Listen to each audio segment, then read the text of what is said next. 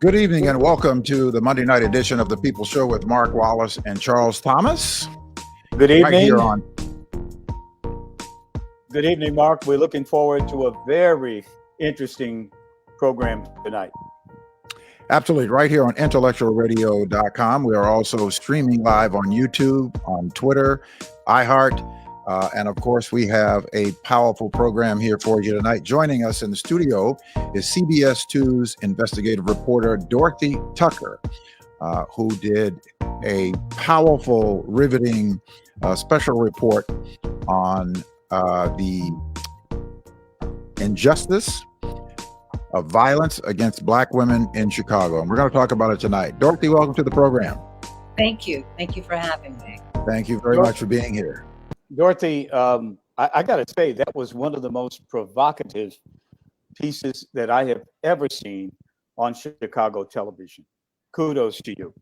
Wow. Thank you. Coming from the great Charles Thomas, I am flattered. Thank you very much. Appreciate that. Yeah, I spent, really hours thinking about what you reported and how you reported it. And we're going to have a great conversation tonight. I'm looking forward to it. Is your dog going to join us?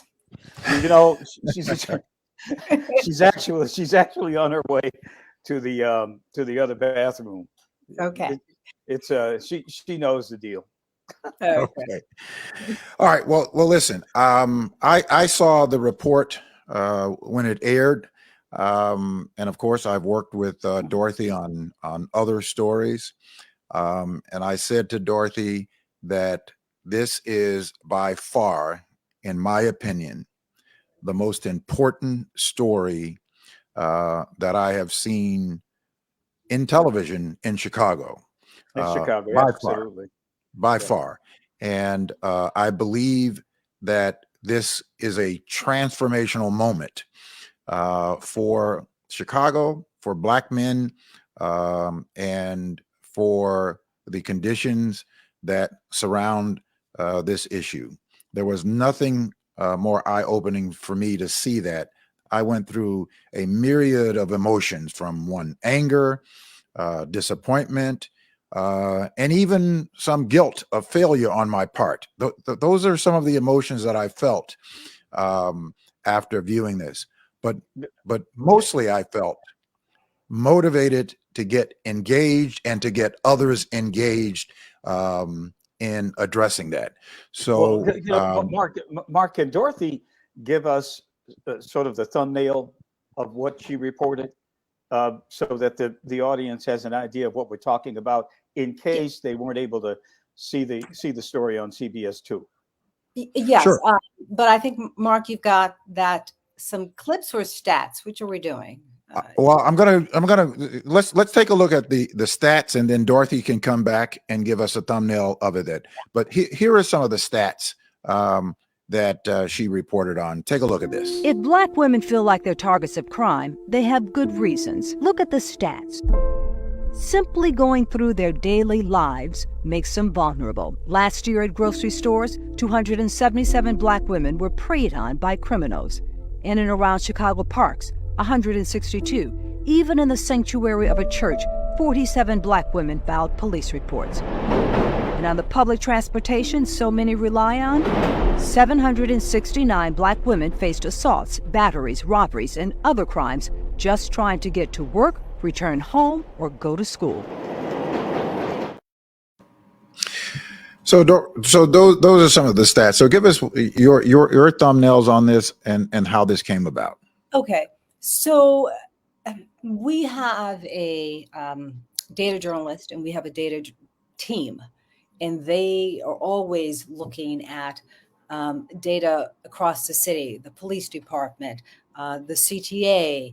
They look at crime. They literally look at everything. So whenever we do a story, generally reporters go out, and then the data team may say, oh, by the way, there have been this many robberies at that particular location. There have been this many robberies in the city. And so that's what they are. That's what their mission is. That's what they do. So that person is also a part of our investigative team. And we literally were sitting around one day, just kind of, as we always do, talk about what story is going to come up next, who's working on this.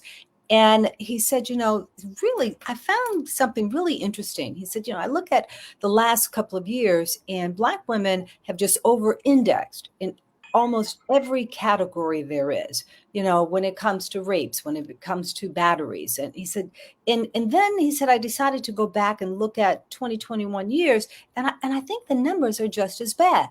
And literally we all went, what? And then I said to him, please look at the last 20 years. Let me know what you find. And so he did. And he came back to me and said, this is unbelievable. He said, it doesn't make a difference what year you're talking about. When it comes to Black women, they are always at the top of the list in terms of victims. So now you have to look at the larger picture. Black women make up about 16% of the city's population. Yet when it comes to rapes, they're like 40%. Batteries, 38%. Even when it comes to nonviolent crimes like arson and car theft, they still are 20, 30%, 20, 28%. And those numbers, I'll have to pull up the story and get the exact numbers, but I'm pretty close to what they are. When you look at something like trafficking, the face of trafficking seems to be white women because that's what we see on television. But in the city of Chicago, 52% of the women who are victims of trafficking are Black women. And again, we make up that 16% of the population. So, the goal here was just to reveal those facts and then talk to sociologists about the why behind it. How did we get here? Why are the stats so bad? And why has this been ignored for all of these years? Well, I think that your story is going to compel people to have the conversation, and hopefully that we take some actions to get to the root causes, to start to stem these problems that Black people tend to be at the bottom of all of, and at the top of the list of all the negativities. Dorothy, I want to play Go ahead, Charles. Yeah, please. I noticed that in the piece, you did not really talk about the other side of it, whether or not these crimes had been resolved, which I thought was a very effective technique that you used to focus on the women as victims and how the trauma has affected them. I thought that was very impactful, because to have gotten involved in the police side of it or the arrest conviction side of it would have been a distraction from what's happening to the women. But that didn't happen in the piece. And it left me wondering, who's doing this? Who are these criminals who are victimizing Black women? Well, let me answer like I usually do. That's not the point. It's not the point of who's doing this. This story is about the women. It's about the victims. And I think if these were white women, would that be the first thing we'd be asking? We wouldn't say who's committing the crime. We would be all over the fact that, oh my God, look at this stat. Look at the fact that they are victims. I will tell you, though, when we go to the police, as you very well know, many times these crimes are not resolved. Many times they go unresolved and the police are still searching. Many times Black women don't follow up because of fear, because of concern. And because sometimes they just think that nobody's going to really pay any attention to them. They're going to be looked at, and the tables are going to be turned. They walk into the police station and they say that I was the victim of a rape by somebody that I know, or I was a victim of a assault. And the police look at them and the first question was, what did you do? Mm-hmm. How were you dressed? And this is the same kind of mentality of, who did this? Well, no, stop for a minute here. Look at this woman who is in front of you saying that I have been a victim. And, I think it's important that we focus on the victim, because again, a lot of times we don't know. Can we assume that perhaps, given the fact that many of these crimes happen in the Black neighborhood, that there is a good chance that the offenders were African American? Yes, I think we can probably assume that. If you look at the larger picture, though, when you look at crimes in the suburbs, if they're white women and they're in the suburbs, there's a good chance that the offenders were also white. But when But don't the offenders need to be apprehended and punished, separated from civil society? And don't we have to put a lot of focus on that, making sure that these people, particularly those who repeat these offenses over and over again? Absolutely, we do. And that is something that, this series is not over. We will be eventually looking at we will look at just the what we're calling, I forget what it's called, the rate of crimes that don't get solved. We'll be looking at those stats as well. But for now, we still want to focus on the women. And I think no matter what we do, the focus has to be, though, still on the women, because so many times the cases go through and the offenders are deemed they're let off. Nothing happens to them and they're able to repeat again. The offenses become misdemeanors, and there's a whole other section that we will eventually look at. But I want to focus first on just the victims. In 20 years of this, Charles, we can talk about how do those numbers compare to Black men who are victims of crime? If I remember correctly, I think when it comes to murders, I think Black men, that may be the only category that Black men over index in when it compares. But for every other crime, it's Black women who are at the top of it. Yeah, I think I read a national statistic that shows, and I was looking it up, that Black women are 18 times more likely to be killed than white women are in this country. I loved the fact that you focused on the victims, the women. I was literally in a conference with a group of white lawyers 2 days ago. And we started talking about this story. I've been talking about this story to everybody that I come in contact with, and sending it to them, asking them to take a look at it. And then I wanted to get their thoughts afterwards. And it wasn't intended to have this conversation. We were supposed to have the conversation about a different subject matter, but it went off into this conversation.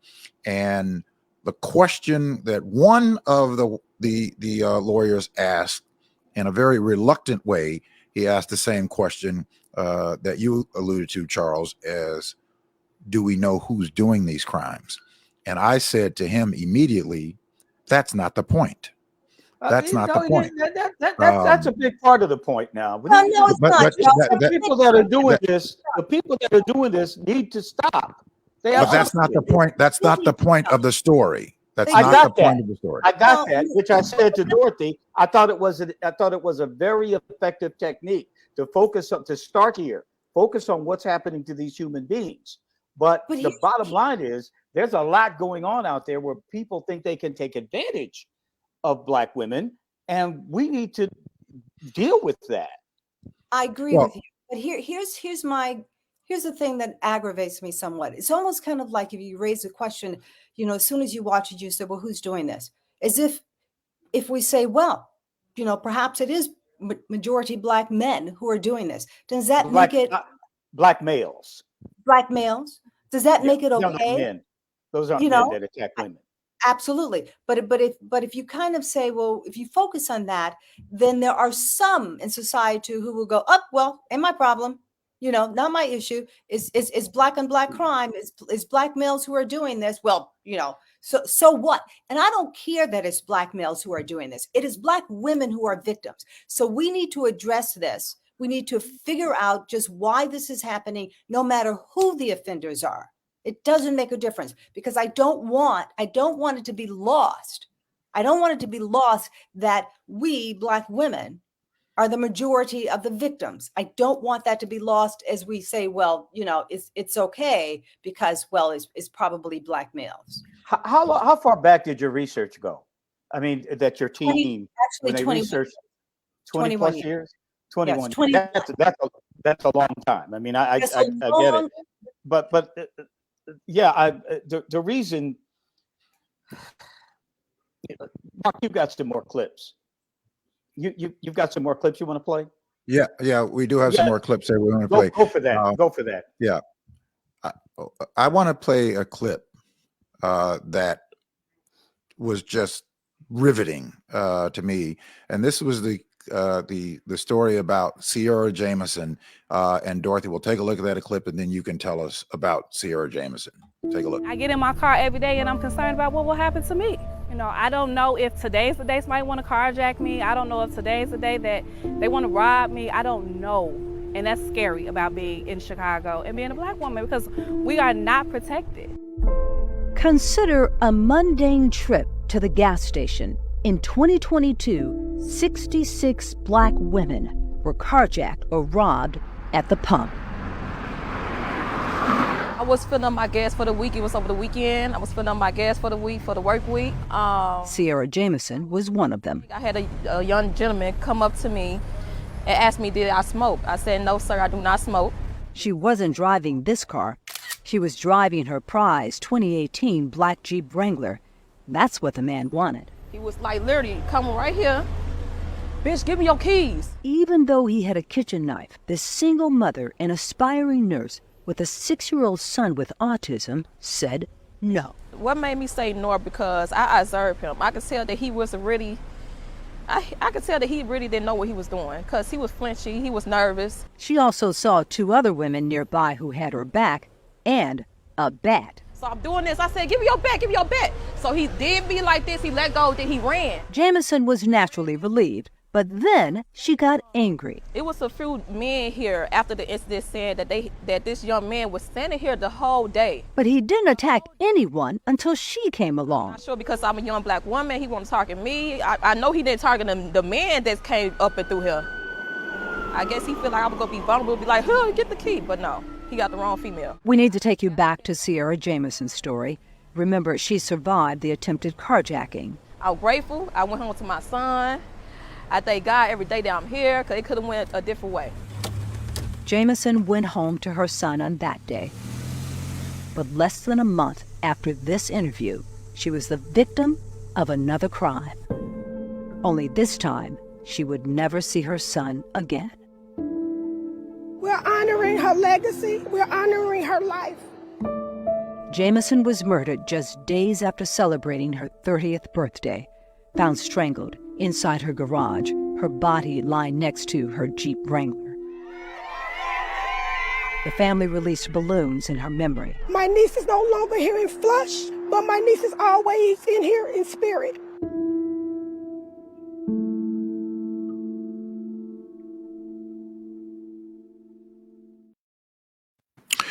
Dorothy, tell us about this. Well, let me just say, looking at it now, based on your questions, I think to myself, yes, there's a good possibility. I don't know the race of the man who tried to carjack her. I can look at the neighborhood, and if I remember looking at the police report, probably African American. I do know that the man who is now charged with her murder is indeed African American. But I feel like I don't care. What I want to know is, why is it that we can sit here and say and do nothing? Why is it that we sit back and we'll just let a woman be the victim of an attempted carjacking and then end up dead 3 months later, I think it was. It's the first time something like that has happened to me as a reporter, that someone that I established somewhat of a relationship with, because Charles, as you know, a lot of times before you interview people, you have a lot of phone calls with them, because here she was about to go on television and say what happened to her. And, I had to just kind of establish a relationship, and find the right time, and then figure out, how we were going to tell her story and what was important. So we do that.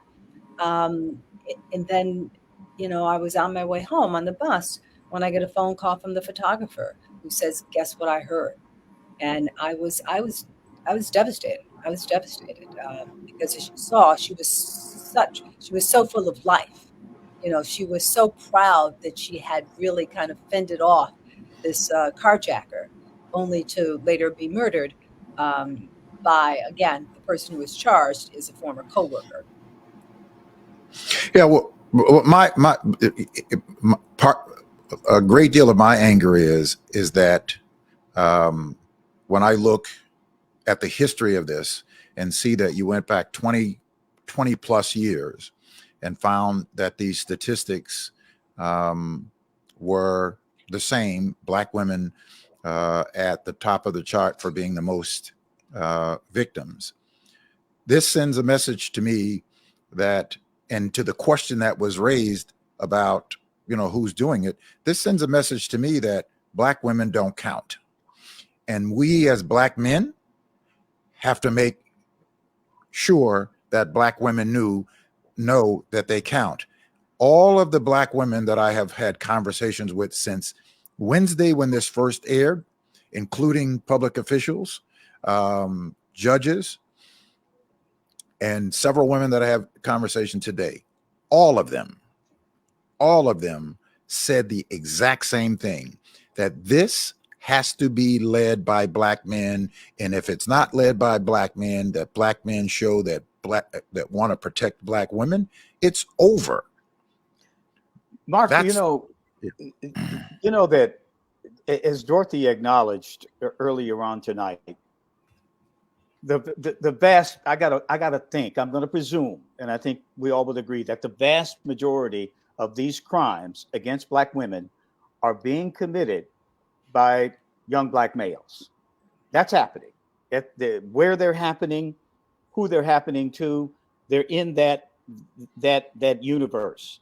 Okay, that's where these crimes are happening.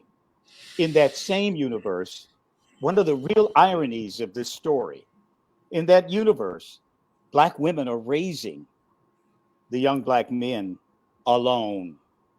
And that is a piece that we have to deal with. These things did not happen I know it was back in the Stone Age, but they didn't happen. Nobody attacked. I wasn't worried about my mama being these kinds of things happening to her back in the day. But these young Black men who are not parented, I should say, they're not parented by Black men, are committing these crimes. And 21 years ago is not a long time. And the absence of the Black father in the home, I believe, is a contributing factor to the antics, to the criminal antics of these offenders. Well, it may be a contributing factor, but there are systemic causes to the Black man not being in the home. And in fact, Dorothy, let me finish. Dorothy, one of the people that you interviewed was the professor at DePaul University, who pointed it out, who said, and she studies this, who said in her interview with you that the root causes to Black women being targeted in these communities is because of the systemic problems of that we don't have the economic base in these communities, and so Black women are easier targets. When you have 47% unemployment in Black males between the ages of 18 to 25, when you have Black youth at 80% unemployed in these communities, these conditions are produced. That's why I think it's more important to focus on this rather than saying it's these people who are doing this and then somehow putting the women into an invisible hole. I don't want to do that. Let me point out a couple of things. To your question about why aren't the Black men there, Charles? Do you remember when if you look at history, when the welfare system was established, right? I mean, initially it was established to help rural white women. Then it became more urban, and Black mothers were. And what was the punishment? The only way a Black woman was able to get welfare was if there was no man in the house. So the system made her get rid of that man, or the man would sneak in the house. But if there was a man in the house, she was not going to be able to get any money for the children. So the system basically said, you have to choose. So what does that do?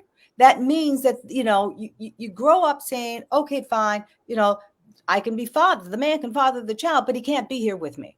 Right. He can't be here. So that's why. So the core right there is why there are so many families that from the beginning did not have that. All right. So now let's put something else out there. Let us say that if for the last 20 years, I want you to change the face. If for the last 20 years that these were white women who were victims and they were Black males creating these crimes, guess what the police would do? Guess how much harder they would probably work to prosecute. Guess how much harder they would probably work to find them, to arrest them. Guess how much harder they would work, they would show up when it came time for these cases to come in court.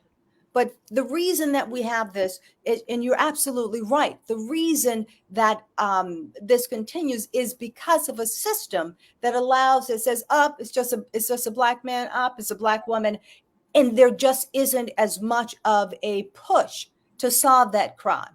When you call 911, and you've seen these stories, you call 911 in Grand Crossing, and it's going to take much longer for the police to get there than if you call 911 in Wrigleyville. Those stats. I get it. I get it. But at the same time, the whole notion, the idea, the natural order of things where fathers should be in the home raising their children, we have a problem with 3 out of 4, probably higher now, 3 out of 4 Black children being raised in a single parent household. We have Mandine Muhammad, who is watching and listening. So sorry he isn't able to call in because he does a lot of work on social media about Black fatherhood and beginning to restore the premium to Black fatherhood, which is, I believe, going after the root causes of this. It's not the only cause. I completely agree with you. But we have to begin talking about it and stop acting like we don't share a part of the problem. We have to, if we can recognize what they've done, like for instance, with the welfare system, we have to compensate for what we know they're doing to us, and in order to improve our communities, our families, and our communities. Here's the thing. Well, what they have to do, one is they have to stop murdering us when they stop us for a simple. Hey, Charles, please, Charles, don't interrupt me. Don't interrupt me, Charles, when I'm talking. Don't interrupt me when I'm talking. Don't interrupt me when I'm talking. You make your point. You make your point. You make your point, and I'll make mine. Sorry, Mark. Okay. Make your point. All right. So when they stop the disparity on how they treat Black men as they treat white men, as I said to you, we have an economic disparity here in Chicago. Boys between the ages of 18 to 25, unemployed and out of school at 47%, to their white male counterpart at 6%. Those conditions are produced. That's not because of who they are or their inability to perform. We have to deal with the systemic problems that produce the kinds of conditions that we have. Black men being incarcerated at 7 or 8 times the rate of white men doing the exact same thing. Those kinds of injustices we have to deal with. We can't sit here, and I'm not going to sit and suggest that this is all Black men's fault, as though Black men don't have some responsibility in what decisions what they're doing. But we have to recognize that these conditions are produced, and they're not produced by Black people. I think if I can weigh in, I'm so happy you guys are talking about it. I'm happy that we're talking about it because I think what you see, is it Black men? Is it the criminal system? Is it the prosecution system? Is it the justice system? Is it welfare? Is it the educational system? I think the bottom line is that all of those things need to be addressed. And those conversations need to be had. And that is why we did this story. We did this story so that people would begin to talk about it, and policymakers in particular would begin to say, well, what can we do? What are the systemic issues and what are Fox's childhood memories are gut-wrenching. This is where the leaves come in. I'm sorry. So I applaud you too for really just having me on to even talk about it, because what we wanted to see was people who are in position to make a change be enraged, be outraged. I want to play a clip. I want to play a clip of the conversations in the community. And then I want to play it, and then I want to come back because there was something that I observed in this clip that I thought was astounding. So let's go back to the beginning. How do you address something that's been part of Chicago's DNA for decades? Our investigation sparked conversations in the community and calls for action. It has to matter collectively to everyone that Black women are suffering in this way.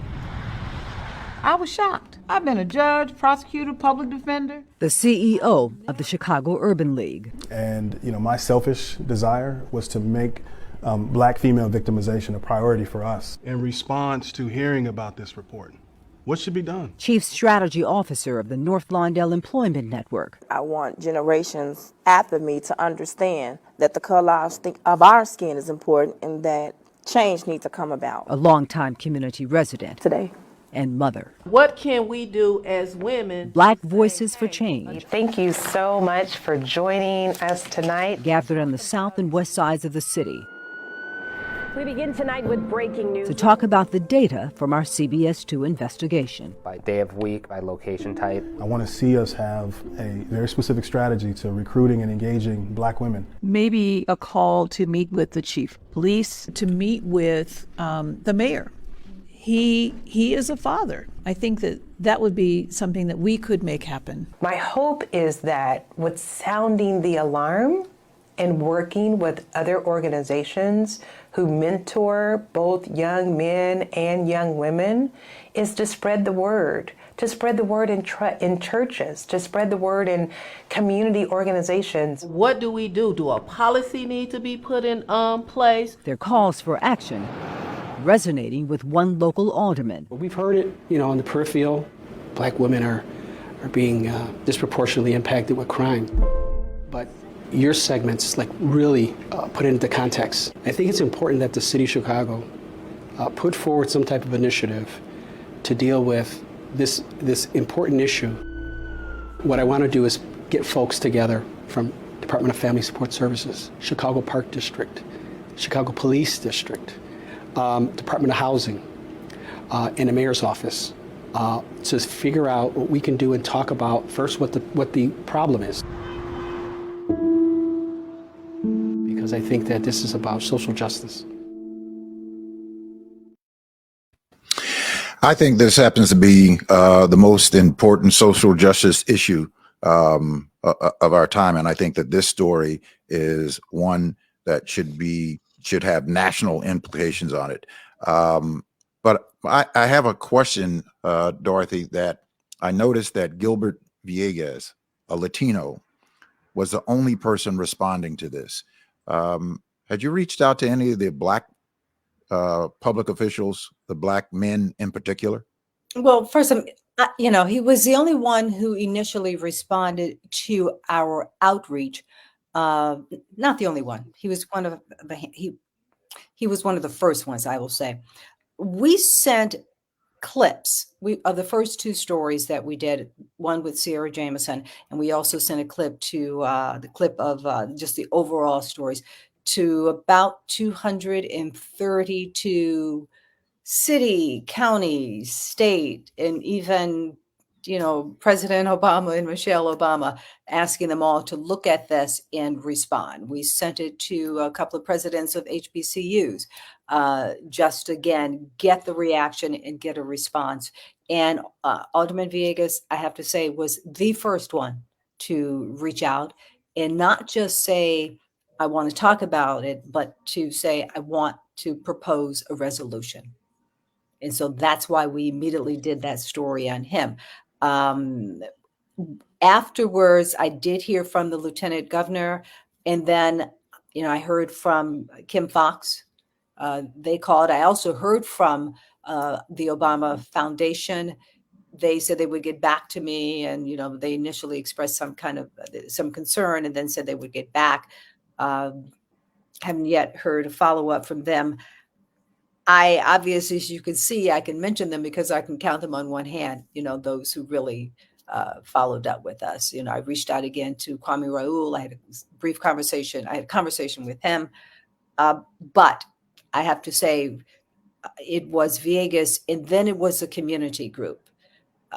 Chazda Martin, and I was really impressed that a Black man who was a strategy officer at the North Lawndale Job Network, he literally saw me somewhere and said, let me stop you. I want to do something. And then, I reached out to him, and he had already started the plans of gathering all these women in the room that you saw, including the Chicago Urban League president, Karen Wilson Freeman. So, we have had some response, and I'm encouraged. I think that eventually, and from what I understand, there will be a hearing. There will be continued discussions of this resolution. So I'm prayerful, is what I am. All right. Speaking of Kim Foxx, I know that we only have you for a brief time, so I want to get through these clips. So let's watch the clip. You were able to get Kim Foxx to talk about something that she had been reluctant to talk about. Let's watch. Their voices are not alone. Even the county's top prosecutor is weighing in, not only in her official role, but as a survivor, over and over again.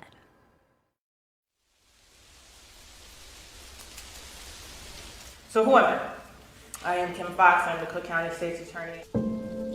I was sexually abused by a relative from the age of about 5 until 7. It is our position, based on the facts, the evidence, and the law. I was sexually assaulted on my way home from school by 2 strangers when I was 8 in the Austin neighborhood. We believe that in this case, justice has been served. I was sexually assaulted in college as a 20-year-old at Southern Illinois University. Yeah.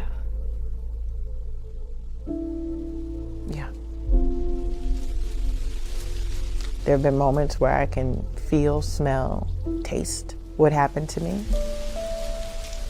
And I find myself saying to myself, look at the leaves. Look, I'm gonna do a clap thing. Just for safety. We wanted to interview the county's top prosecutor to get her reaction to our CBS 2 investigation. I was heartbroken. It's very aggravating. Rage keeps me up at night. A 20-year analysis revealing how Black women in Chicago have always borne the brunt of crime. They make up only 16% of the population, but account for an alarming percentage of victims of violent and nonviolent crimes. I'll be honest, Dorothy, I did not want to look at your story. We now understand Fox's initial response. Her trauma is generational. My mother, my aunts, my friends, myself. Foxx has publicly acknowledged her childhood abuse. I am a crime survivor. At a survivors rally in a crowd of women and men. I was sexually assaulted as a child. Fox explained the importance of speaking out. I am here because I want more than anything to make sure that what happened to me does not happen again to me or to any of us. As a Black woman walking into the world. Fox finally found the courage to watch our story. And out of respect for you and your work, I did watch. She also found the courage to be more candid with us about the little girl with a big smile. I was in my mother's womb. I was in my mother's womb, and I wasn't safe. Fox's mother, Ganelle Wilson, was 8 months pregnant with her baby girl, living in the old Cabrini Green housing development and getting ready to celebrate her son's first birthday when a stranger broke into their home. And she woke up in the middle of the night to find a man standing above her with a knife, threatening to kill her if she didn't tell him where the gifts were that he saw her bringing in for my brother's party. So for the entirety of the life that my mother had, that I lived with her, she never had a peaceful night's sleep. And we learned to live with her screams. You remember those screams? I sleep with those screams.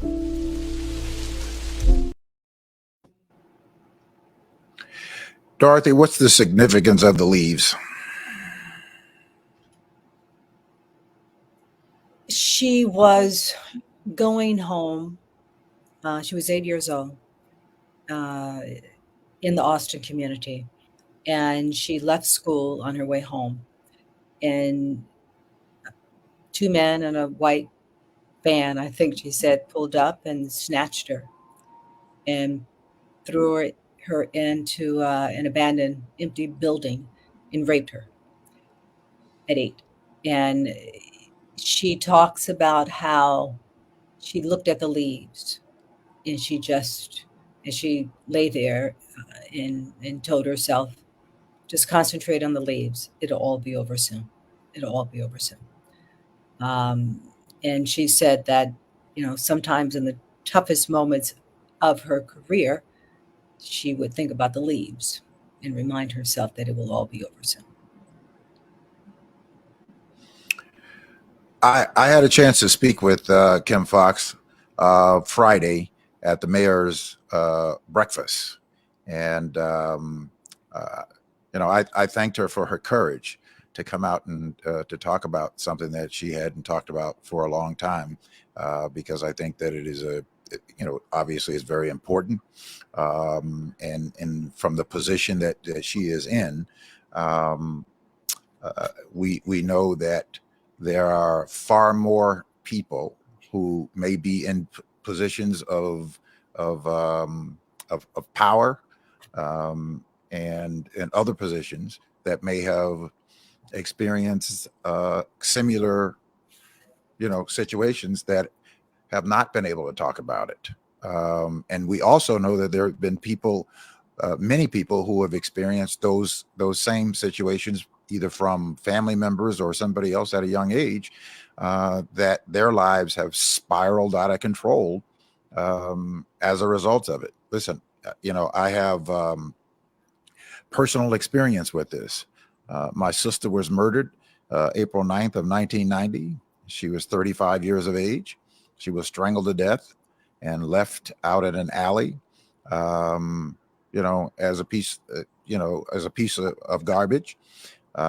When we talk with the Metro-Dade police investigators, this was not a case of important because my sister had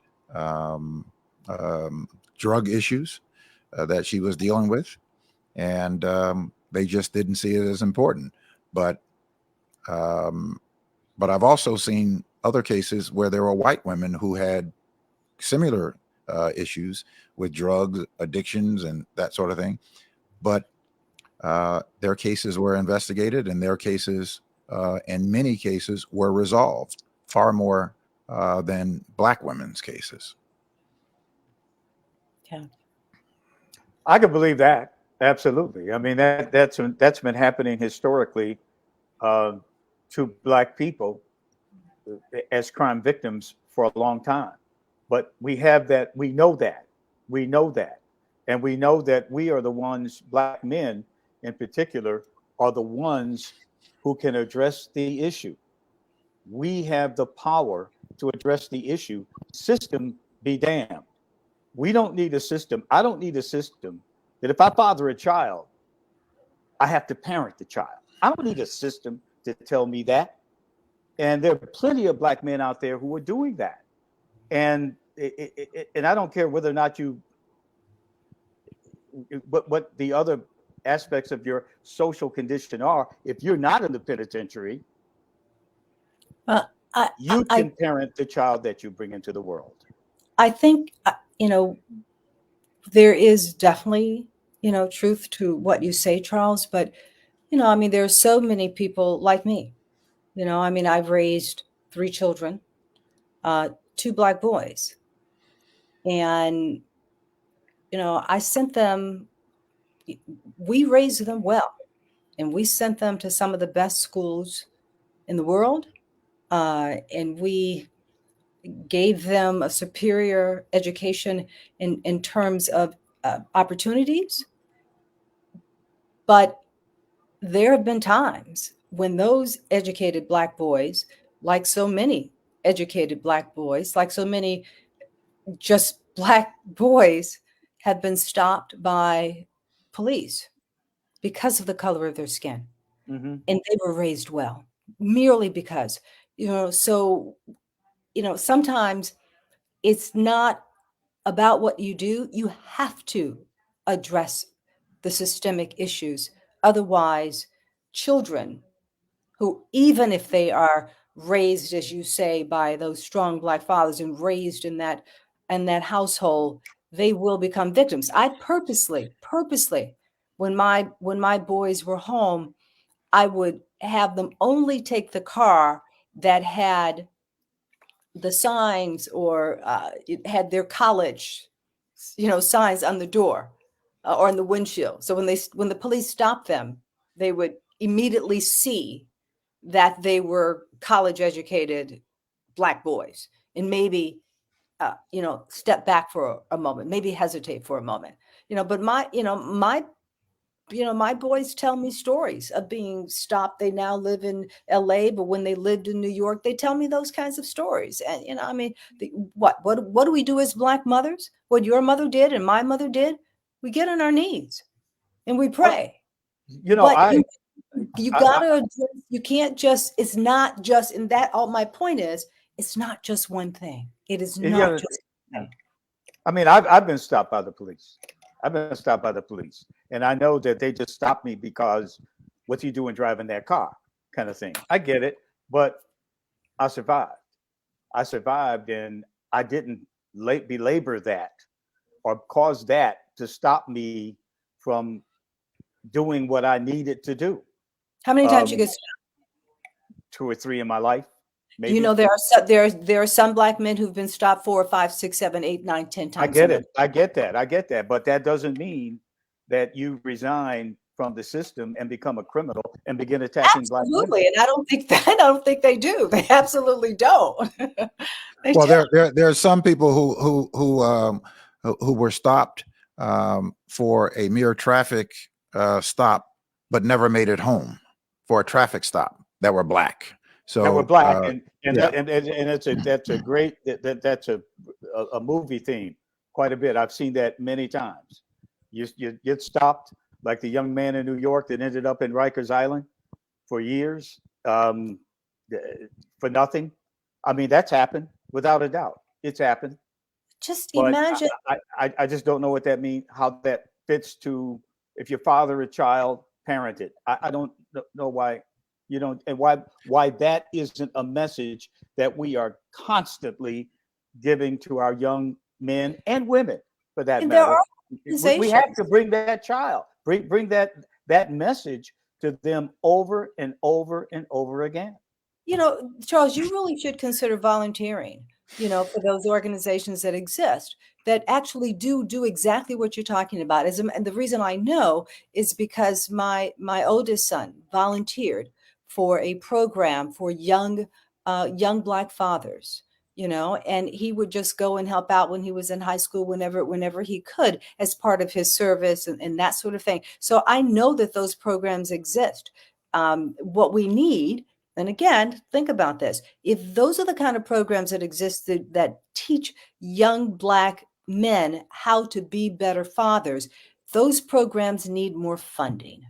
Those programs need more support so that they can have more men in their program.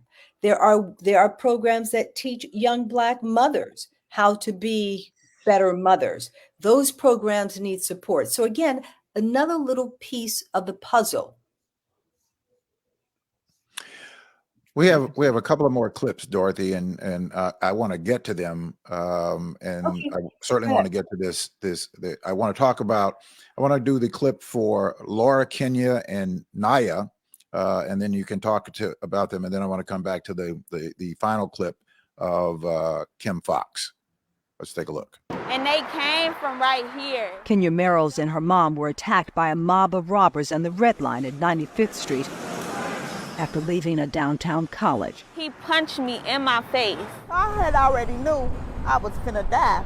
So I just said, let me just shield my daughter so she won't die. Fortunately, mom and daughter were not seriously hurt. We can't say the same for Naya Williams, out for a late night snack. I feel like I had a life-changing moment that's forever gonna stick with me, simply because I went to go get something to eat. A couple of gyros at Maggie's, that's all she wanted. It was here in Bronzeville a few months ago where her life changed. I wasn't in an argument with anyone. I wasn't at a party. I wasn't caught in a crossfire. The police report listed the incident as a street crime. Last year, 1,130 Black women were attacked and injured on Chicago's streets. I was targeted. 3 strangers, unprovoked, started screaming at Williams inside the restaurant. Then they followed her to her car. That night, I feared for my life. What happened next was that life-changing moment. You saw the gun. He shot, boom, boom, boom, and just started shooting at our head. Her tone today, kind of matter of fact. And that was it. I didn't even know I was shot right away. But these photos from that night, her hospital bed, scream agony. The biggest burn I ever felt. My teeth were blown out. I have no teeth here on the side. I was spitting out bullets and teeth at the same time. Williams misses her smile. Yes. But she acknowledges her blessings. Most people don't survive, being shot in the face. I'm just thankful.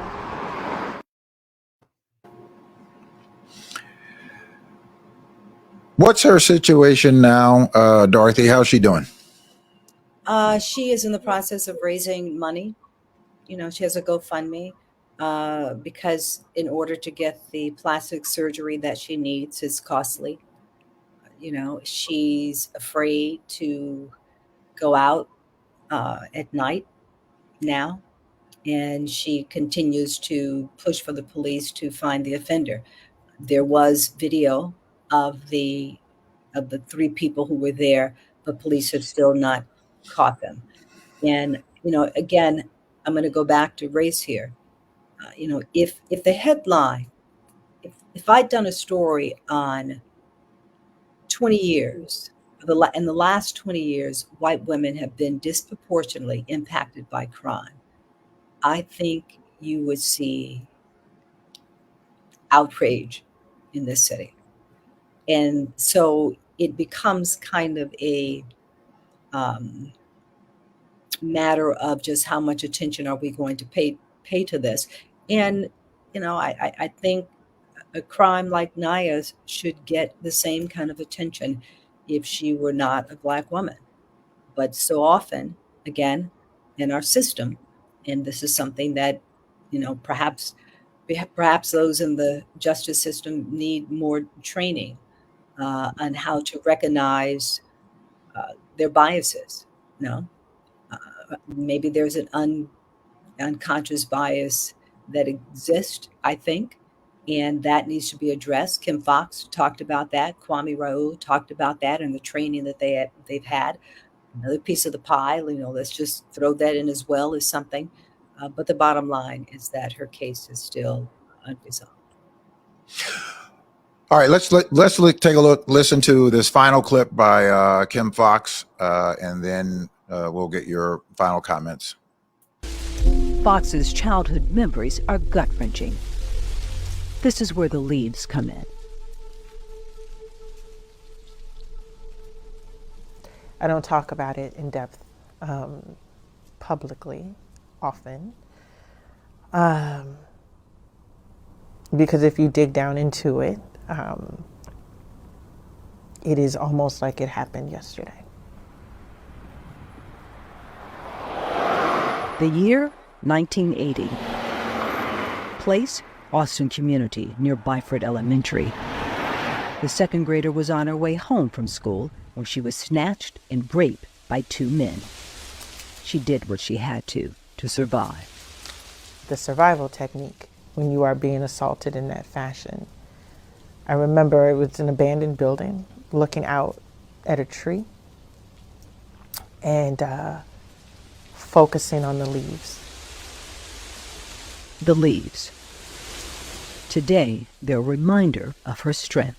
In the grips of the most difficult time of this job, I would write daily, look at the leaves. It'll be over. Despite her heartbreaking history, By day of week, by location type. with race, sex, and age, Fox found the data, the numbers, the hard truth. Jarring. Here's what hit home for the survivor of sexual assault. Black girls suffer more than any other group.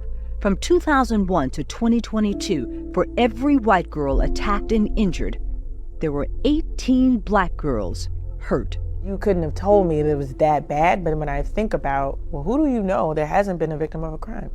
Even as the county's top prosecutor, Fox was stunned by the findings in our investigation. We have a real problem here. We have a fundamental issue with valuing black women across all measures. The real issue? What is it that it makes it difficult for us to see the difference between an R. Kelly victim and a Harvey Weinstein one? Is there something before you leave that you will try and do? I think in this last year that I have to be intentional around the focus on this class of victims, because it has become incredibly clear that this has been an ignored class. Fox will turn to black women to help her focus. It's urgent to me in this administration to do all that we can, both internally with our policies and practices, and externally with our partners, and most importantly with the communities that we serve, to bring them in, to figure out how collectively we address this issue. Her commitment to support a commission on women and girls. That harm happened to me 40-something years ago. And I still struggle to talk. I think being vocal about my own experience and the freedom that I then think it gives to others to say what has happened to them. Talking, says Fox, about those painful, agonizing lived experiences is necessary to spark change for black women in Chicago. And this is generations in the making and will take a significant amount of time to address. It's urgent.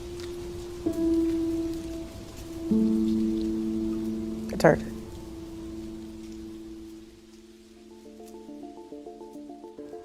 It is urgent. We don't have all the answers, but the conversations are starting, and we are committed to tracking this epidemic and working towards a solution so we can all feel safer in the communities where we live, work, and love.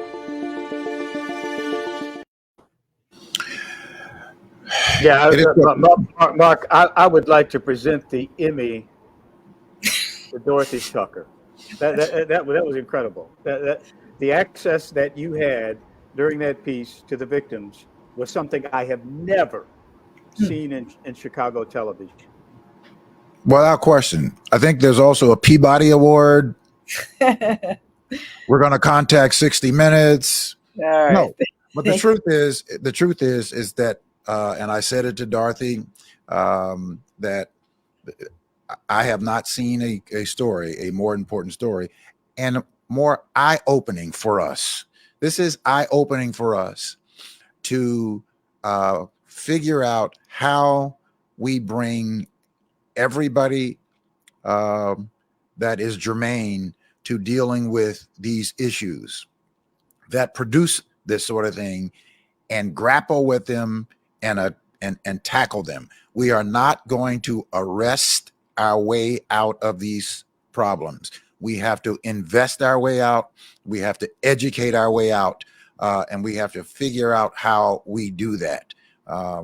But we certainly, and in this case, I think that it is important that we keep the attention focused on the victim, because whenever we don't, we put them under the shelf and say, you're not that important. That has been violated. It's more important that we focus over here. To me, that is just a deflection to not really deal with it, not want to deal with it. It's just like a person who has been assaulted, not wanting to deal with it. And then we kind of, in an ironic way, tend to do the same thing. We've got to get away from doing that, and we've got to grapple this thing head on. I agree. Well, yeah, I agree with you, Mark. I do think, though, that we have to make sure that the people that commit these crimes are separated from civil society. The people that do the kinds of things that we've heard about over the past hour, they don't need to be around the rest of us. And I firmly believe that. Yeah, I agree. Yeah, I think we all agree with that. Dorothy, thank you very much. We certainly appreciate it. We'll be in touch. Keep doing the great work that you're doing, and we'll look for you at the award ceremonies. Thank you so much. I really appreciate it, guys. We appreciate it. Thank you, Dorothy. Bringing it All right. attention. See you next time. Thank you so much. All right. Bye-bye. Charles? Well, we have a, I think we all acknowledge at this point, we have a crime problem in Chicago that has worsened in the past couple of years, and we're going to have to deal with it. And I have my ideas on how we deal with it. You have yours. Brandon Johnson certainly has his. I really believe it's a community problem. Communities are made up of families, and not geography, but families.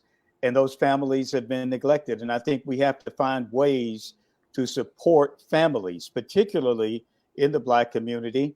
We have to begin to create a North Star, which is a nuclear family that works, where we have two adults raising one child, or more than one child, but two adults in a household. Again, we have to do that. And I think it worked in the past. It can work in the future. Too many times today, we have the government trying to get involved in raising our children. And we see where that has gone. It hasn't worked very well for us at all. And back in the days when we had segregation and Jim Crow, we had stable families. And I think we had fewer problems in the community that related to the kinds of crimes that we're seeing today, where women are attacked. The same women who have been that we hear about in much of the popular culture today. If you encourage that in popular culture, if they're bees and hoes, then you don't have the respect for women that we used to have. And I think that's part of the problem here.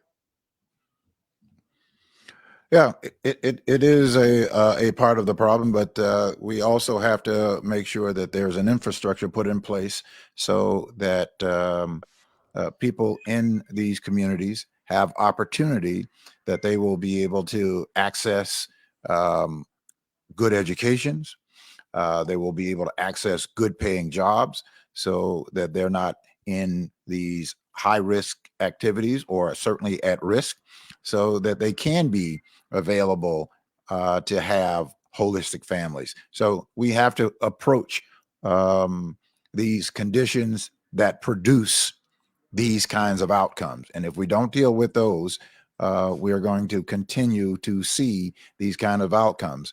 One of the things that I had a conversation with Dorothy about is doing the analysis of communities that have stabilized communities of income and equity, that to find out what are the numbers, how do those numbers translate in those communities as it relates to this same this same type of situation. But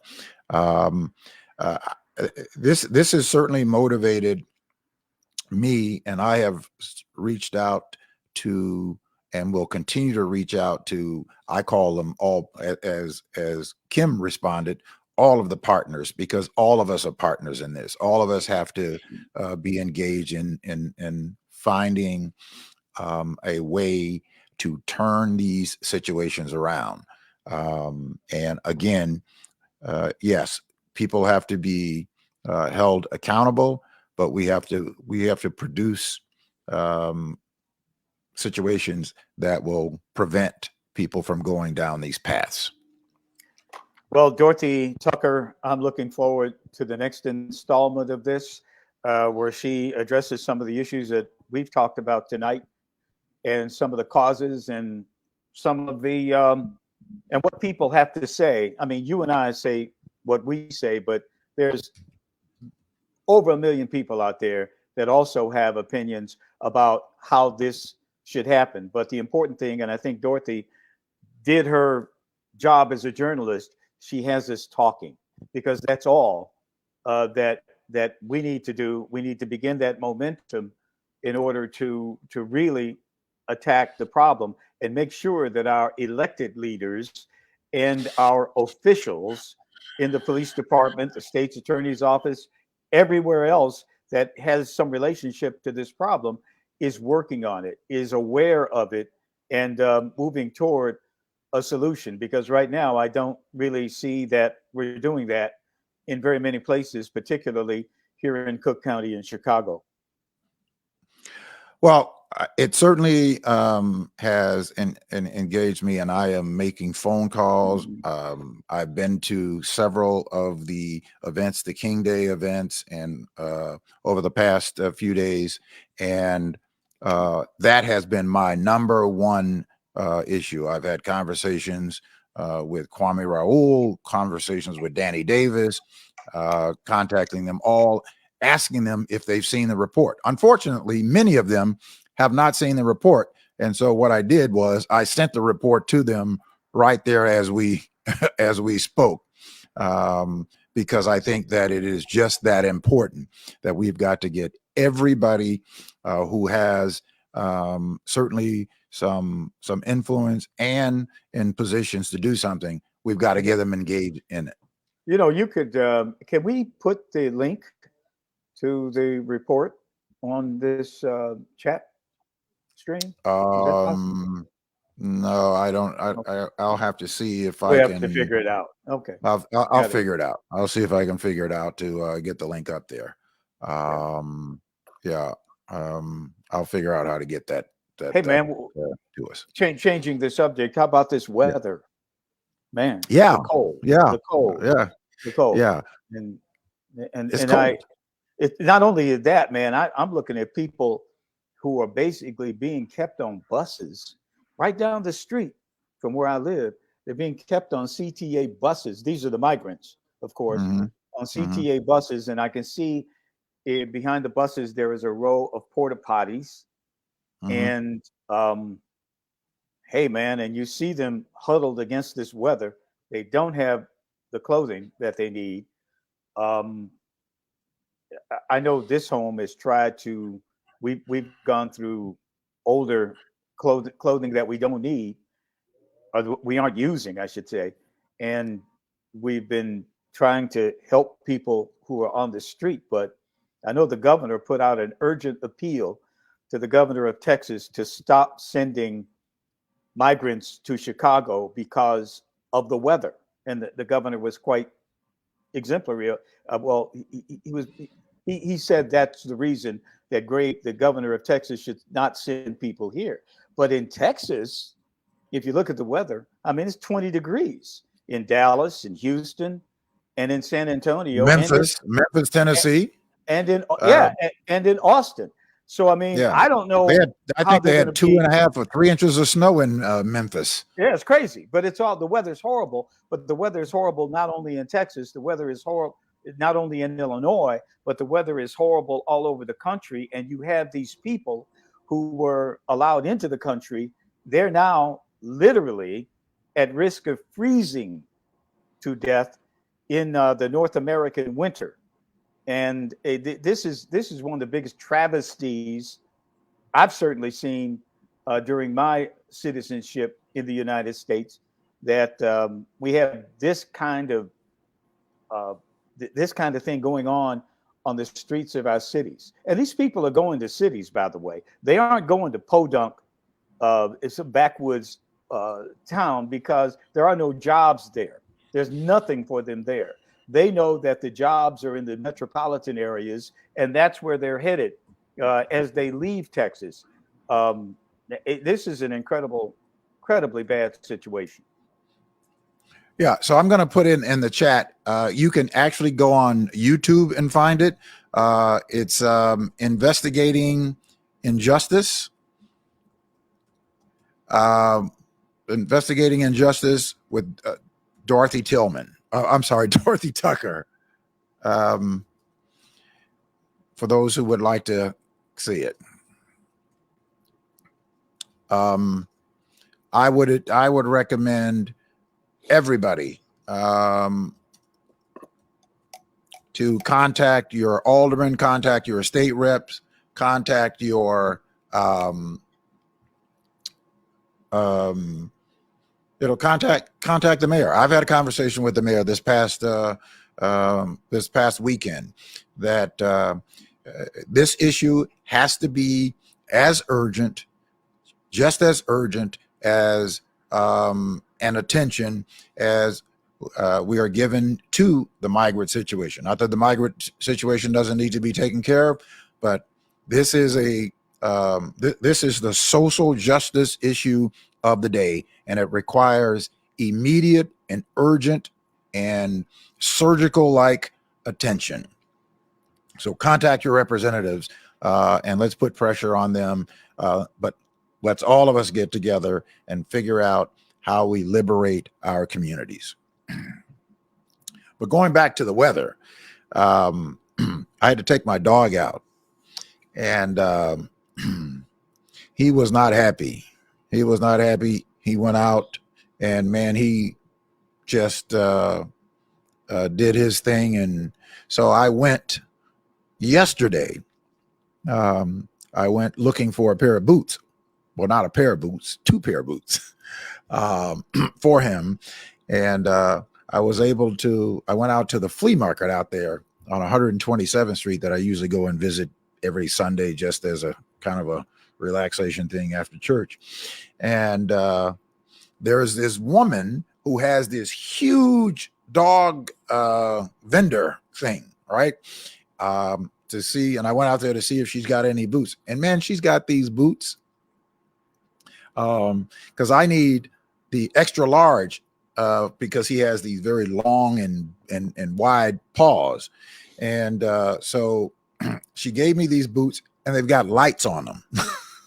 they've got lights on the bottom of them. And so I came back and I put them on him.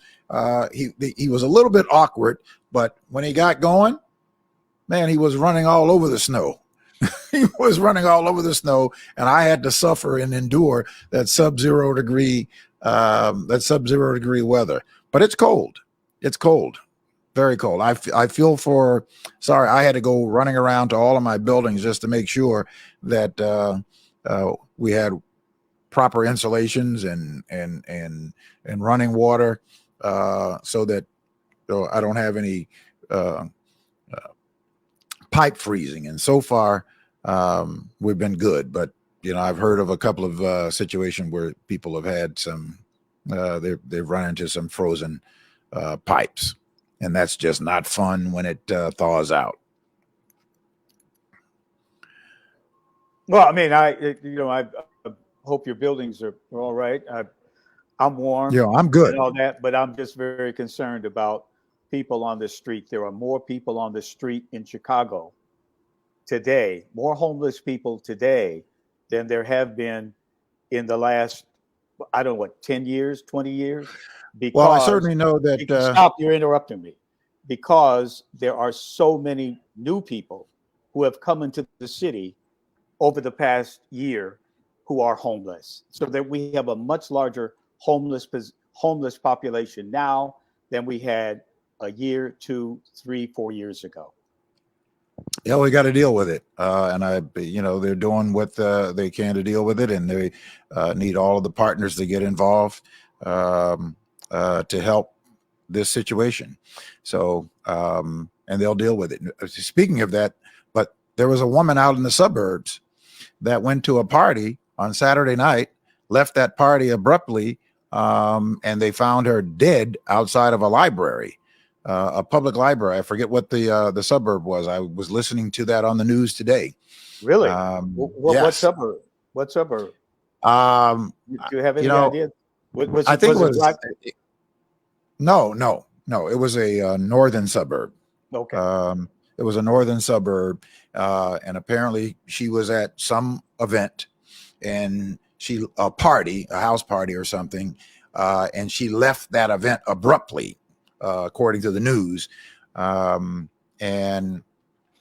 they found her in the front of a public library, non-responsive, and she probably froze to death because she was obviously not dressed for the weather. I don't know that anybody could survive. And they haven't done any toxicology or anything like that yet. No, because the story was just reported.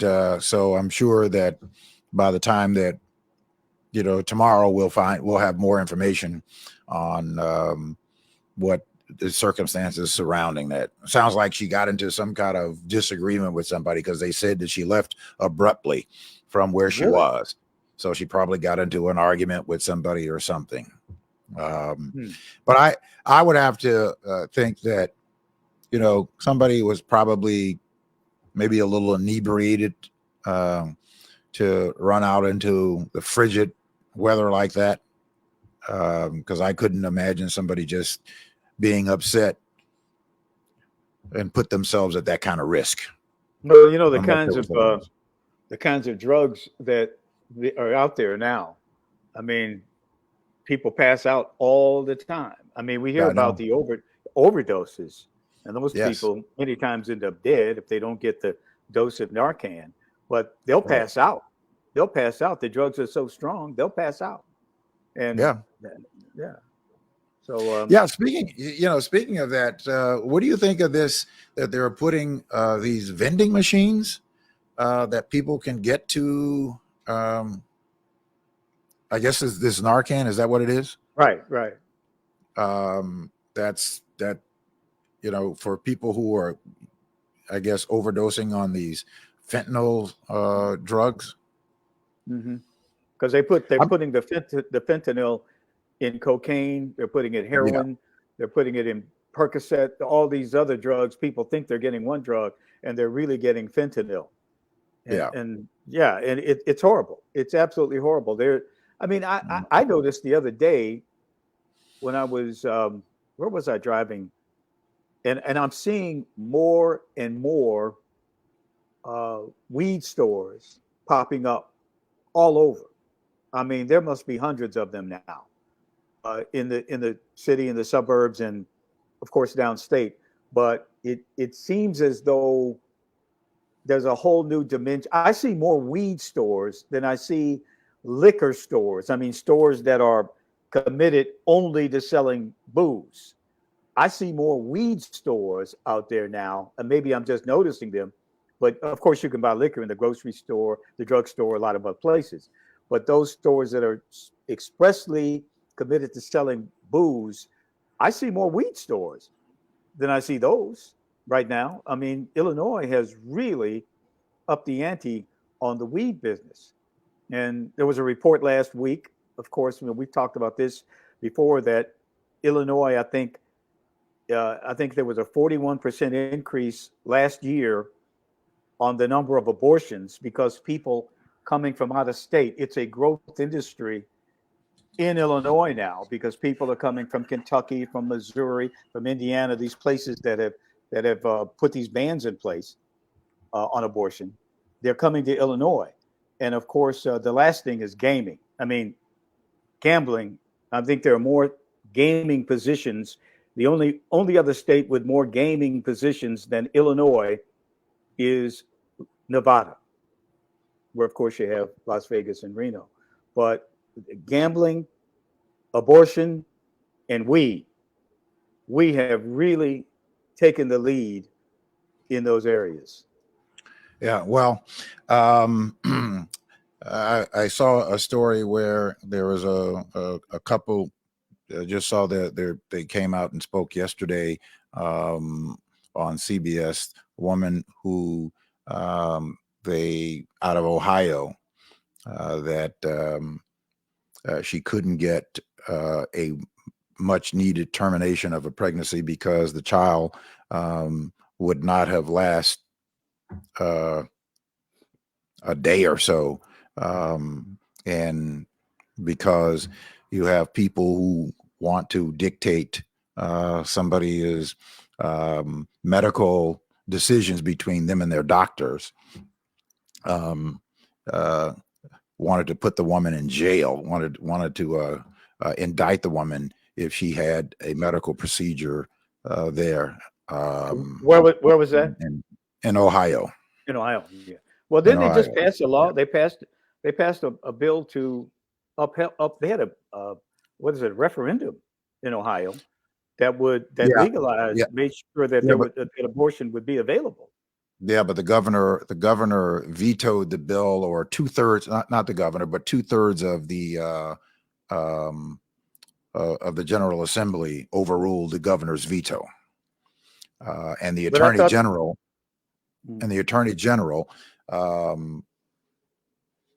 doubled down and said that they would indict the woman if the doctor performed the medical procedure that she needed. So what happened at the time? What happened? I think they had to go to another place to get the medical procedure that they needed. Yeah. Yes. The whole notion of trying to ban abortion with a law, that's not going to happen. It's just not going to happen. And I think I've talked to any number of people over the past few months about that and saying, trying to ban abortion is causing a lot of collateral damage to the conservative movement, because what you have now are highly motivated people who want to maintain their right to have an abortion, and they have become single issue voters. And that we saw that in the midterms.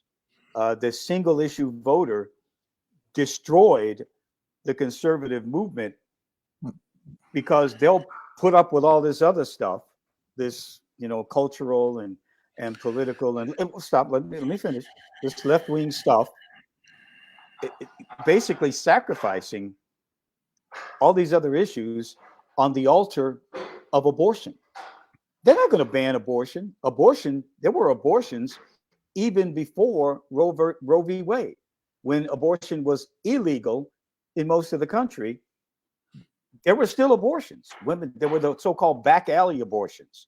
You found a state, even if you had to travel hundreds of miles to find a state to have an abortion. They never banned abortion. So spending all this energy on trying to change the law, when we should be, those of us who oppose abortion, should be working on a moral side, on an ethical side with the doctors, I'm saying, to convince people that it's wrong that way, as opposed to trying to compel them to act a certain way with a law.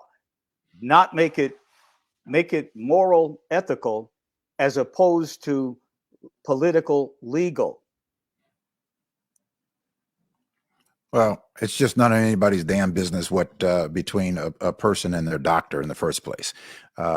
So a person and their doctor, I agree. So person and their doctor and their God, if in fact they believe in God. None of anybody else's damn business. Period. Right? Well, What somebody decides. You and your God. What somebody decides to do with their life. So and right. That's their business. I agree with you 100%. Agree with you 100%. Yeah. But a lot of people believe that God's law, "Thou shalt not murder," takes precedence in those people. Those people. But other people don't believe. I get that. They don't believe, and they can do what they got to do. But I think as believers, it's our job to convince people what we believe. That's what we do. No, there's nowhere in Scripture that that deletes that. You have people misusing Scripture to do that. I've been a trained Christian educator for a long time. There's nowhere in you Scripture do it all, at man. all. You do it all, man. So, you're an expert. I don't do it. Look, Charles, you're an expert on that. I don't have to be an expert. I don't have to be an expert on it. But look, don't be condescending. Don't be condescending. Don't be condescending. Don't be condescending, Charles, because I'm not going to let you be condescending. Maybe you're not trained. Maybe you're not trained. But because you're not trained, fine. Then you're not trained. Okay. But you're not trained. But don't be condescending because somebody else happens to be. I'm not. Okay. Have I been condescending to you? All right. I just said you're a Christian. Well, you are. You're trying to be. You're trying to be. Okay. All right. So, but it's nobody's business. It's nobody's business, and you can't find it anywhere where Jesus or God has said that abortion is murder. Nowhere will you find it from Genesis to Revelation. When you do, show it to me. Murder. No. Find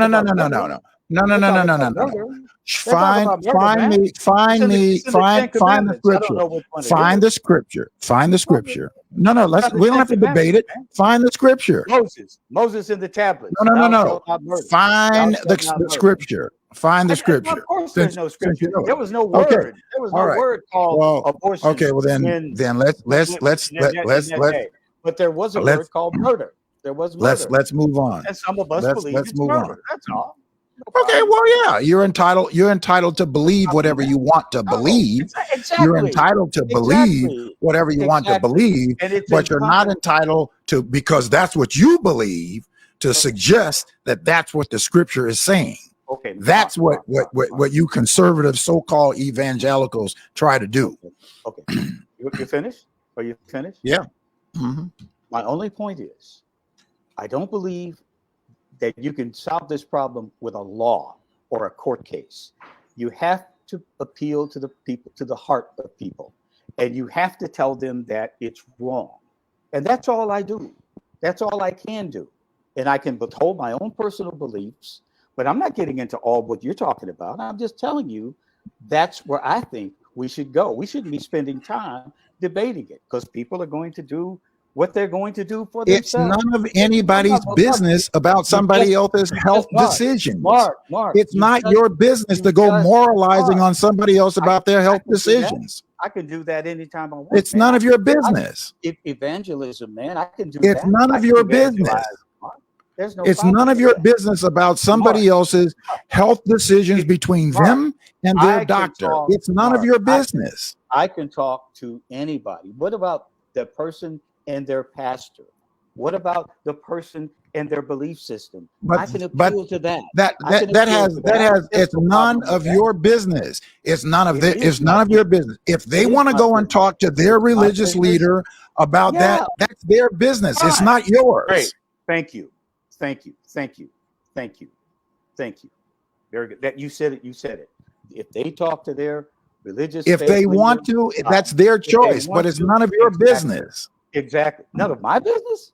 No, Mark, No. it's my business, man. This is my No, business. it's not. It's none of your business. Mark, I have a wife. I have a daughter. Okay, I have a fine. granddaughter. Then I you have and a your wife, granddaughter. don't have an I have a abortion. granddaughter. Don't have an abortion. You and your wife don't have an abortion. You don't want to have an abortion? Don't have one. I can have an idea. Mark, you're shouting. You're shouting. Don't, You're shouting. Charles, Mark, don't have Calm one. down, If you brother. don't want to Mark, have an abortion, Mark, don't have calm one. down, brother, calm down. Calm down. No, I'm not going to calm down. I'm not going to calm down. Don't have one. You got to calm Don't down. have man. one. Mark, you got to calm down. Okay? No, I don't. Mark, No, I you gotta don't. calm down. Mark. Don't. You got to Look, calm Charles, down. Okay? if you don't want to have an abortion, you and your wife don't have one. But stay out of somebody else's medical decisions between them and their doctor. You can't have a conversation if you're Oh, speaking, you know what, Charles? The conservatives, you talked about conservatives who are trying to do this. Do you know that Roe versus Wade was upheld by the Supreme Court by 7-2, and 5 of them were conservative Republicans? Fine. 5 of them. Right. Take it out of the politics. Take it away from politics. Exactly. It's none of your business. It's none of your business. Put it back in the churches where it belongs. That's what I say. Put it back in the churches. And I talk to people about this all the time. Many of them disagree with me. It's none of the churches. It's none of the church's business. It is the church. It's none of the church's business to decide for somebody. It's none of the church's business to decide what somebody does, what somebody does with their doctor about their medical conditions. You can't scream. It doesn't work well. It doesn't work. Be reasoned. Be calm and reasoned. No, I am reasoned. I am reasoned. You're screaming. I'm telling you what I think. You can disagree with me. That's fine, but you don't have to scream about it. But it's none of your. It's none of your business. I don't know. Why do you want to? Why is it so important? Why is it so important? Why is it so important for you and conservatives to want to interject themselves into the medical decisions of somebody else's? I'm saying no. I agree with you, Mark. See, that's why you're screaming for no reason. I agree with you. I'm saying take it out of the legal political realm and put it in the moral ethical realm. That's all. Because what's happening when you put it in the political legal realm, you get these one issue voters on both sides, by the way. Because in fact, the right started, the anti-abortion people started as the single issue voters. And here we are talking about something that really is a personal decision for people. And we're arguing about it and we're taking up all this time. And that's what I am on this issue. Yeah. Make it moral, ethical, as opposed to political, legal. We agree. And you're screaming. And I don't want to upset you because we agree. Okay. Yeah. We agree. Okay. My brother. Mm-hmm. Okay. Fist bump. You know. Fist bump. Hey, moving on to another. I read a story that in Virginia just elected its first black Speaker of the House, guy by the name of Don Scott. 405 years after the first enslaved person, he was elected to the House. Now, I mean, as Speaker of the House, but he does have a story. I mean, this is a guy who I think he went to law school or something, and he went and I didn't get all of the details of the story, but he picked up some drugs or something unbeknownst and got convicted, went to jail, went to prison, came out and got himself together, finished his college, and has now become the Speaker of the House. You know, Virginia has a long history of, well, I mean, going back to the 70s of having, I believe, the first black governor, Douglas Wilder. That was post-Reconstruction, of course. First black governor back in the 70s, Douglas Wilder. And right now they have a black lieutenant governor in Virginia. Yes. So they're moving right along there. Yeah. And man, I didn't get this, but I just heard, I hear these stories, but I didn't get it all. I don't know which city it was, but there's a city now that all of the city council members, all of them are all women. There are no men. I saw that story. I'm trying to Did you see that? remember where it was. Which place was that? I'll have to look it up. Yeah, I was thinking, was it California? Was it somewhere in California? Or was it the Pacific Northwest? I'm going to look it up. All women city council. You got it? Let's see here. All women city council. They just swore them in. St. Paul, Minnesota. Yeah, that's right on the other side of Minneapolis. Yeah, St. Paul, Minnesota. I'm trying to see how many city council members they actually are. There seems to be about 7. Oh, 7. There are 7 city council members, all women under the age of 40. Very interesting. Very interesting. Very interesting. Very interesting. Yeah. Although, I mean, I think Chicago City Council has a majority of women, if I'm not mistaken. I mean, it's the Chicago City Council. It's either the majority of the city council. The Chicago City Council, I believe, if you do a roll call, you might, it'll be awfully close. That's for sure. If it's not, think about it. Wow. Yeah, that's an interesting question. Yeah. Wow. A lot of women. Okay. A lot of the men. Well, there's been a push. There's been a push over the past several years that said that there needs to be more women in government because the men can't seem to get their act together, and that I think that's a good thing. Well, I mean, I think in Illinois, I mean, certainly for Black people in Illinois, I think the majority of our elected representatives are women, certainly. Yeah. Both in Springfield and in Chicago. Somebody out there could correct me. I don't know.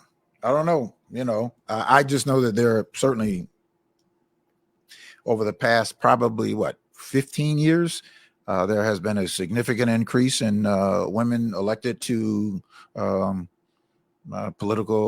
public office. Let's see. The woman, the water reclamation is headed up by a woman, right? Carrie Steele. Right. And then you have the clerk of the circuit court. No, she's a woman, right? Iris Martinez. Yeah, of course, the state's attorney, Karen Yarbrough, who is county clerk. Tony Pretwinkle. Yeah, Tony Pretwinkle and Juliana Stratton and the comptroller is a woman. That's what's her name? Is it Susanna Mendoza. Susanna Mendoza. Yeah, Susanna Mendoza. So yeah, you're right. I mean, I don't know if the majority, but I know that it's a lot. I agree with you that it is a lot. And I think that's a good thing. I think it's a good thing. That there's becoming. I think it's a good thing. It's a good thing if they are effective. They've got to be effective. Yes. If any of them are effective on that base, that's universal, whether they're male or female. Right. If any of them are effective, I'd rather have an effective city council that solved our problems. If it was all male, I wouldn't care. If it was all female, I wouldn't care, as long as they solve the problems, because it seems as though in Chicago right now, we are not solving problems. I mean, you look at, did you see that story about the school board missing, was it 77,000 laptops? Yeah, 77,000 laptop computers went missing. What's up with that? I mean, how did something like that happen? Did they not have a control mechanism? Apparently not. Well, no, but they should. And you wonder, how in the world does this happen? Then of course I don't know, man. If I had school age children right now and I could afford it, there's no way I'd be sending them to Chicago public schools. I'd be a lot like Stacey Davis Gates. I'd find myself a private or parochial school to put my kid in, because I would not entrust my child to the Chicago public schools, because they are a complete and total mess. Well, that's why we have to have people in leadership that's going to actually solve the problems and make our institutions work well, so that we are providing great education for people that cannot afford to go to a private school. So that's what we've got to get better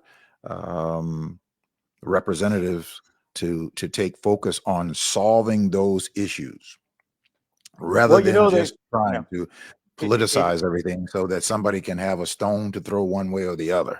Well, the thing about it, when kids are graduating with a 4th grade reading level, that's a very serious stone that needs to be thrown. I mean, we need to solve that problem. I mean, we've talked about it here. I mean, I know you're a very vocal, but be calm now, be calm, say something. Okay, just be calm.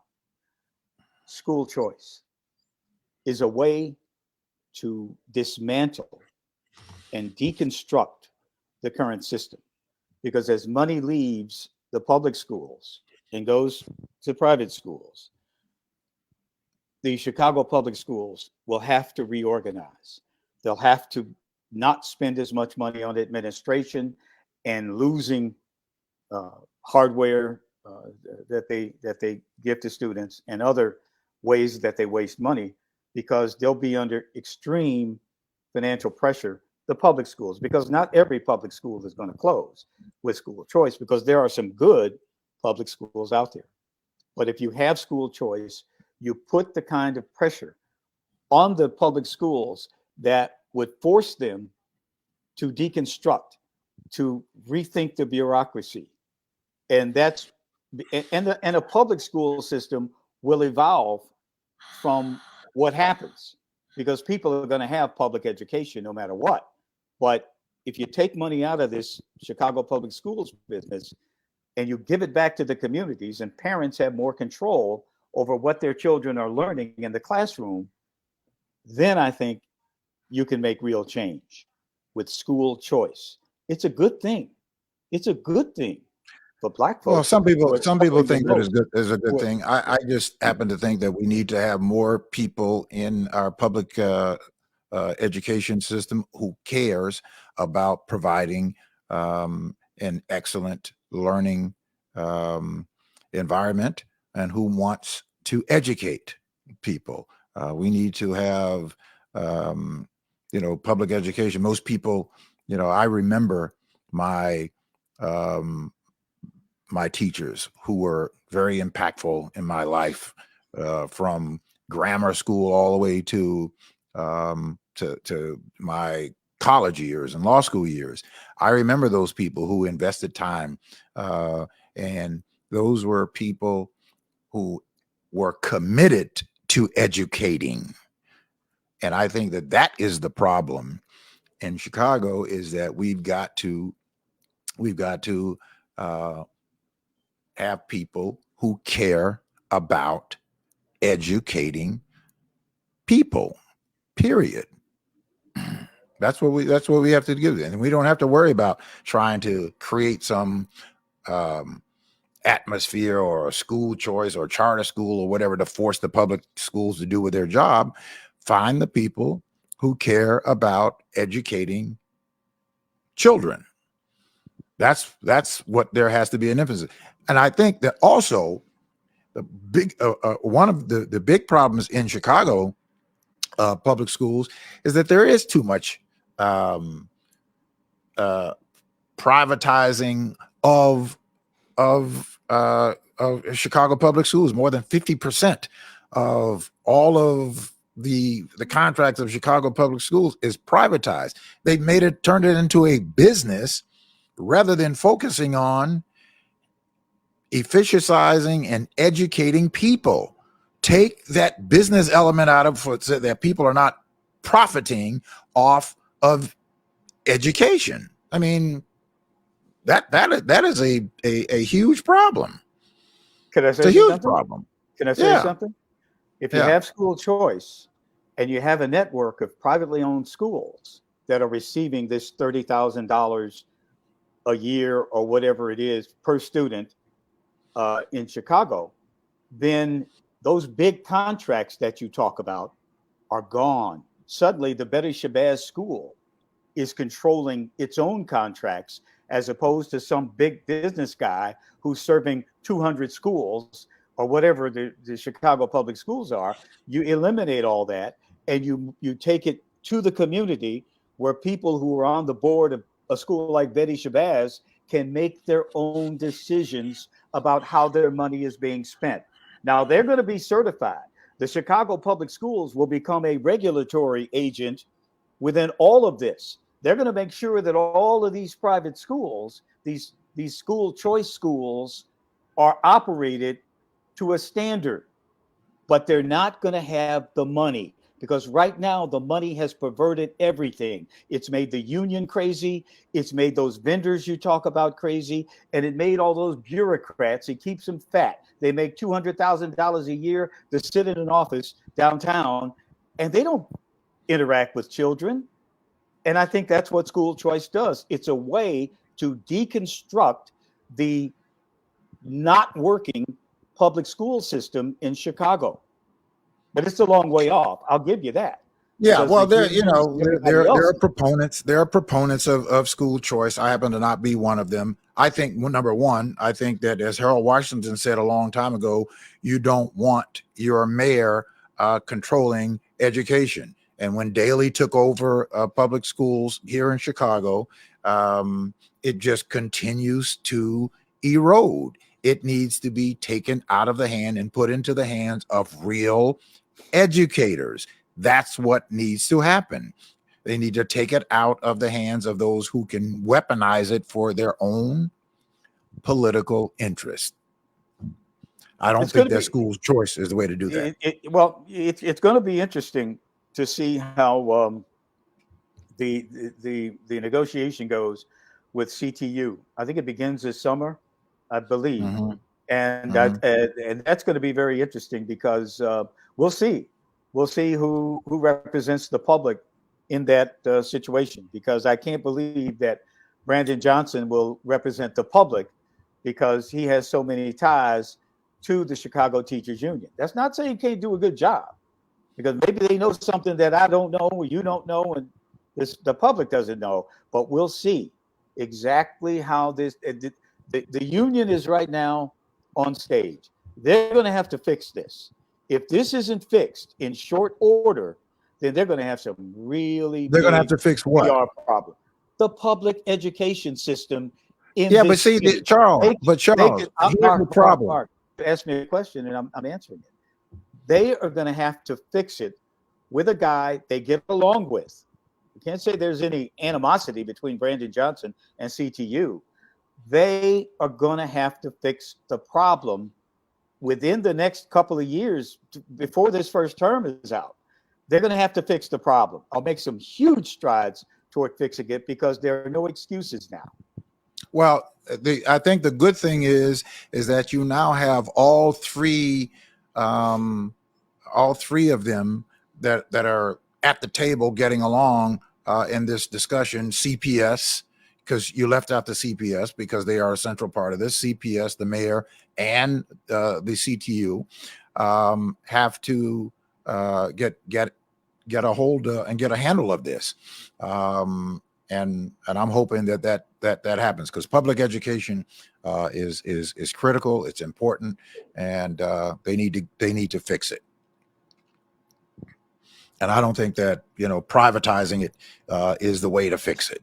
No. Privatization of our public commons statistically has shown that when we privatize our public commons, we don't get the best bang for the buck, because the private person wants to make a profit.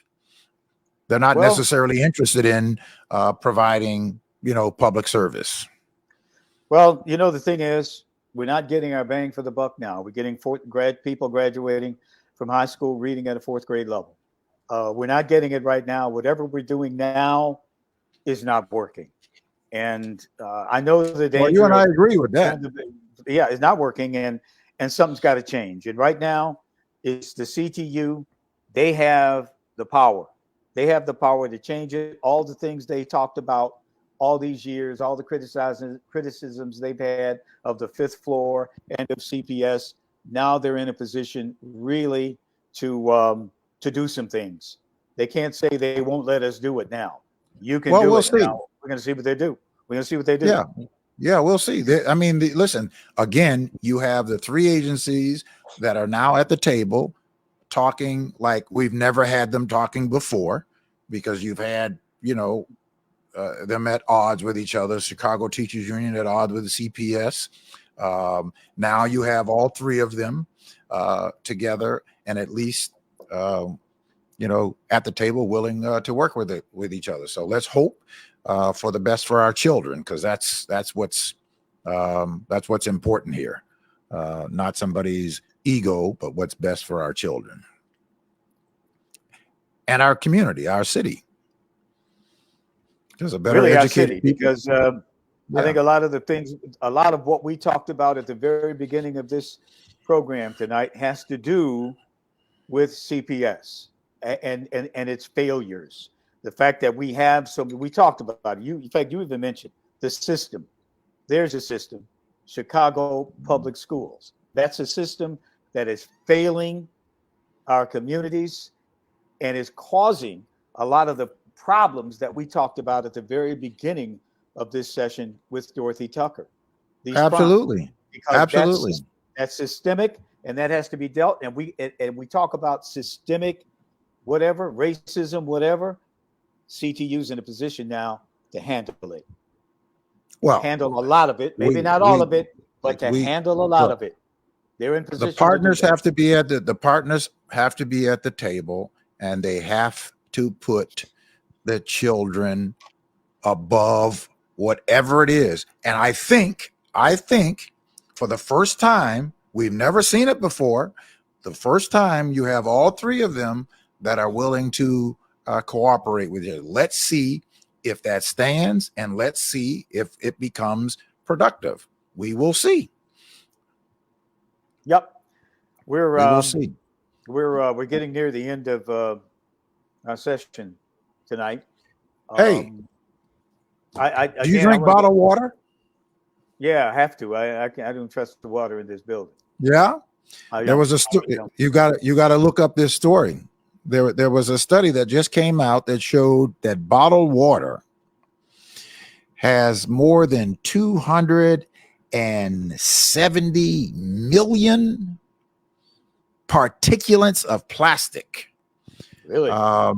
In it that they're saying that is leading to cancer.